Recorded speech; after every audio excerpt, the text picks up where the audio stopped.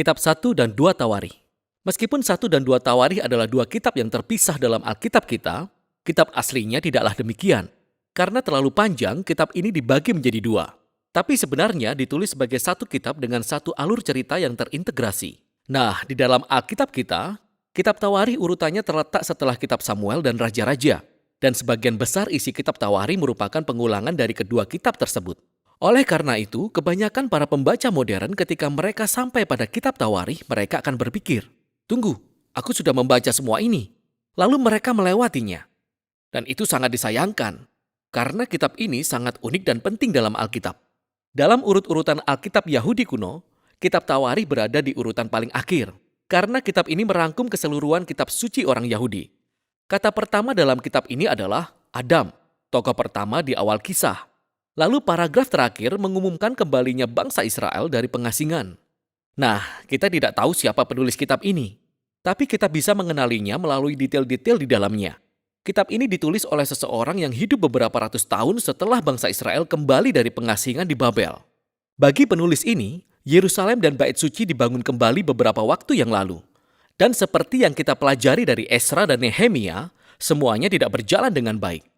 Harapan kenabian yang besar adalah bahwa kota dan bait suci akan dibangun kembali, bahwa Tuhan akan datang untuk tinggal di antara umatnya. Raja Mesianik akan datang dan semua bangsa akan hidup di bawah pemerintahannya yang damai. Namun tak satu pun dari semua itu terjadi. Jadi penulis kitab Tawarikh telah menyusun kembali kisah-kisah Daud, Salomo, dan raja-raja masa lalu untuk memberi pesan pengharapan akan masa depan.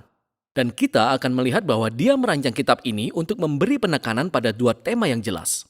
Pertama, pengharapan akan datangnya Raja Mesianik, dan kedua, pengharapan akan bait suci yang baru. Mari kita selami dan kita akan menemukan tema-tema ini di seluruh kitab ini. 1 Tawarikh diawali dengan 9 pasal yang berisi silsilah, daftar panjang nama-nama. Dan kita akan membaca ini dan berpikir bahwa ini membosankan. Dan mungkin itu memang benar. Namun sebenarnya ini amat sangat penting.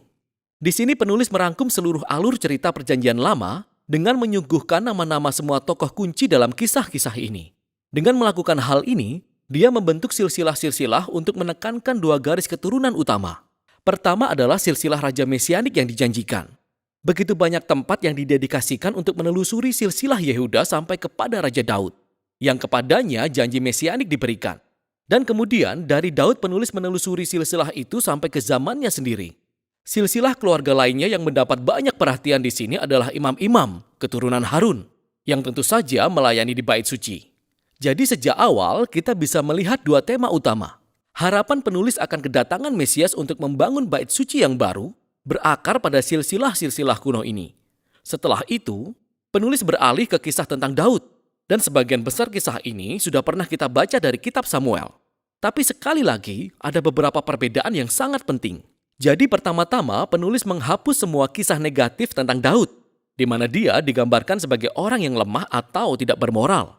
Jadi tentang Saul mengejar Daud di padang gurun dan menganiaya dia, kisah perzinahan Daud dengan Batsheba dan kemudian membunuh suaminya, semua bagian ini dihilangkan. Dan yang tersisa adalah kisah yang menggambarkan Daud sebagai orang baik. Dan bukan itu saja, ada juga substansi tambahan baru yang tidak akan kita temukan dalam kitab Samuel, yang menampilkan Daud dengan sangat positif.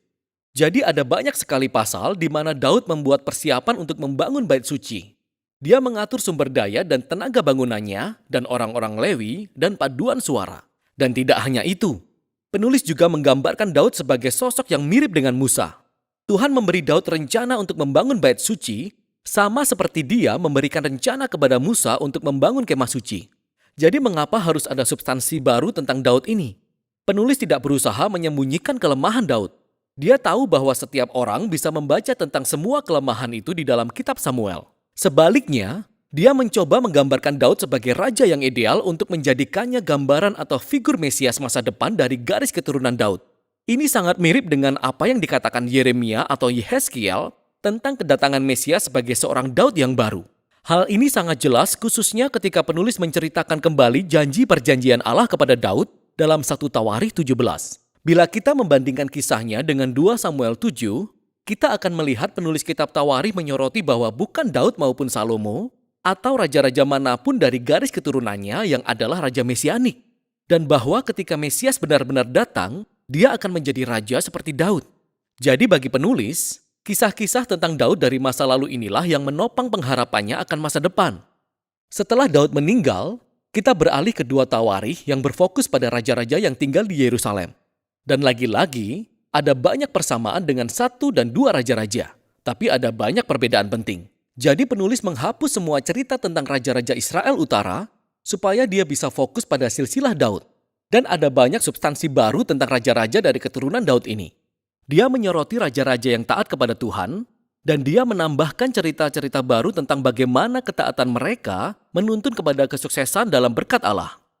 Tapi dia juga menambahkan cerita-cerita baru tentang raja-raja yang tidak setia kepada Tuhan. Mereka tidak menaati hukum Taurat, mereka membawa Israel kepada penyembahan berhala. Dan raja-raja ini menghadapi konsekuensi yang mengerikan. Semuanya membawa pada pengasingan bangsa Israel, sebuah kekacauan yang mereka ciptakan sendiri. Jadi, keseluruhan bagian ini menjadi serangkaian pembelajaran karakter, di mana penulis ingin generasi berikutnya, bangsa Israel, belajar dari sejarah keluarga mereka, dan menjadi setia kepada Allah dan hukum Taurat. Nah, kesimpulan kitab ini juga benar-benar unik. Di akhir kitab, Raja Persia yang bernama Kores berkata kepada umat Israel bahwa mereka bisa pulang ke negeri asal mereka, kembali dari pengasingan, membangun kembali kota Yerusalem dan Bait Suci. Dan dia berkata, di baris terakhir kitab ini, siapa di antara kamu termasuk umatnya, Tuhan Allahnya menyertainya. Dan biarlah ia berangkat pulang. Dan begitulah akhir dari kitab ini. Dengan sebuah kalimat yang tidak tuntas. Nah, tentu saja penulis tahu tentang pembebasan yang pertama dari pengasingan dan kisah-kisah tentang Esra dan Nehemia. Namun jelas sekali dalam pandangannya, harapan kenabian Israel belum digenapi dalam peristiwa-peristiwa itu. Jadi akhir yang tidak lengkap ini menunjukkan bahwa harapan sang penulis terletak pada pembebasan dari pengasingan lainnya, yaitu ketika Mesias pada akhirnya datang untuk membangun kembali Bait Suci dan memulihkan umat Allah. Jadi kitab Tawarikh, kitab terakhir dalam kitab suci orang Yahudi, berakhir dengan menunjuk pada masa depan. Kitab ini memanggil umat Tuhan untuk melihat ke belakang agar bisa melihat masa depan.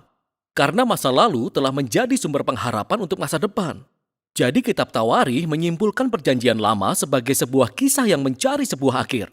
Dan itulah isi kitab Tawarikh.